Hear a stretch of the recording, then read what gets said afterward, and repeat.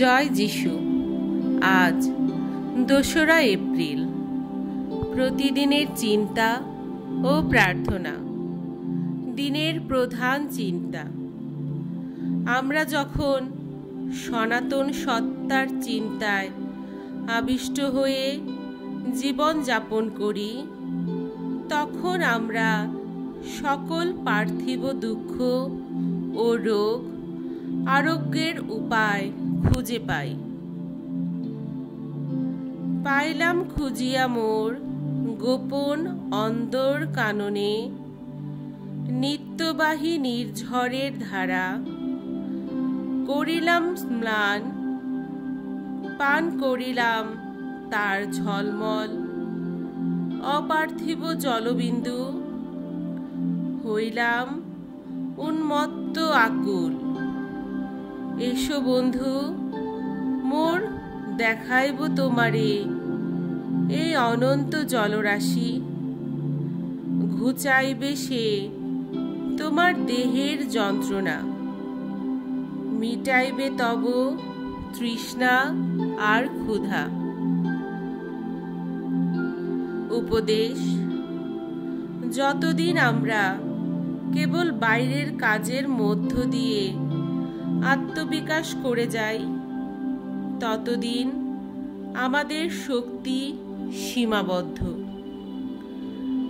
যা আমাদের জীবনের উৎস, তা হতে যদি বিচ্ছিন্ন না হই, তবেই আমরা জীবনকে আরো সফল করতে পারি। সে উৎস হতে বিচ্ছিন্ন হলে আমরা বেশি দিন বেঁচে থাকতে পারি না। যখন সেই মহান সনাতন পুরুষের আবির্ভাব আমরা অনুভব করি, তখনই এই জীবন পরিপূর্ণ হয়। তখন আর আমাদের কোনো অভাব থাকে না। প্রার্থনা।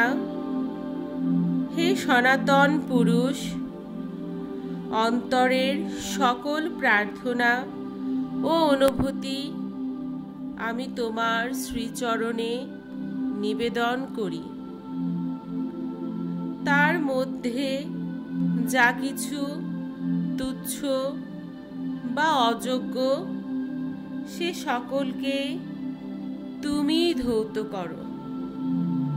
আমার মনের সকল প্রতিকূল কামনা দূর করে দাও।